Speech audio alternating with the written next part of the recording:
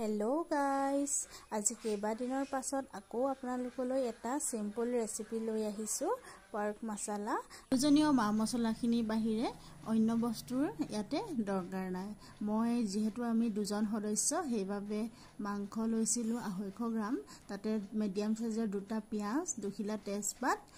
লং ইলাচি দালচেনি আদা নহৰুৰ পেষ্ট ধনিয়া গুৰি জিৰা গুৰি কাশ্মীৰী ৰেড চিলি পাউডাৰ এফালে লৈছো অলপ গৰম মছলা এতিয়া তেলখিনি গৰম কৰি ইয়াতে পিয়াজখিনি আৰু লং ইলাচি দালচেনি খিনি দি অলপ সময় ভাজাৰ পিছত ইয়াতে আদা নহৰুৰ পেষ্টখিনি দি দিছো এতিয়া সকলোখিনি অলপ সময় ভালদৰে ভজাৰ পাছত যেহেতু গোল্ডেন কালাৰটো আহিব তাতে আমি এতিয়া হালধি দি দিম হালধি দিয়াৰ পাছত ইয়াতে প্ৰয়োজনীয় মা মছলাখিনিও দি দিম মই কাশ্মীৰী পাউডাৰখিনি দি দিলো জিৰা গুৰিখিনি দি দিলো এতিয়া ধনিয়া গুৰি দিছো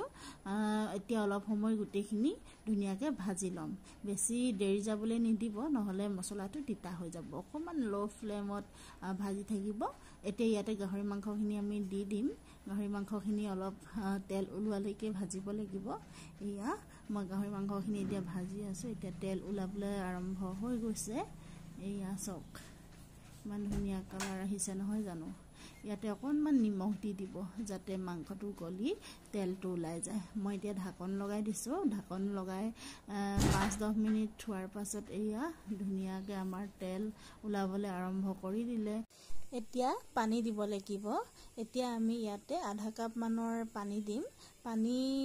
আকৌ এবাৰ দিম এতিয়া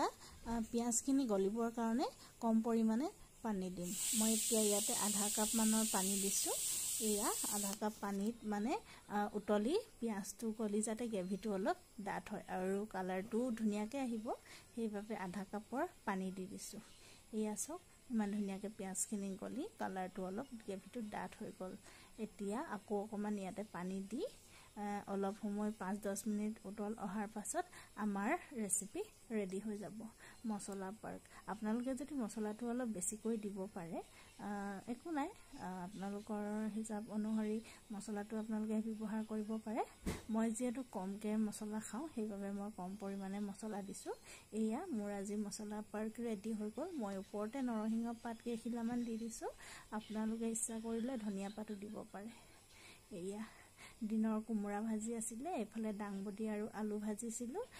লগত বগৰী আচাৰ দুটা এয়া মোৰ মছলা পাৰ্ক ৰেডি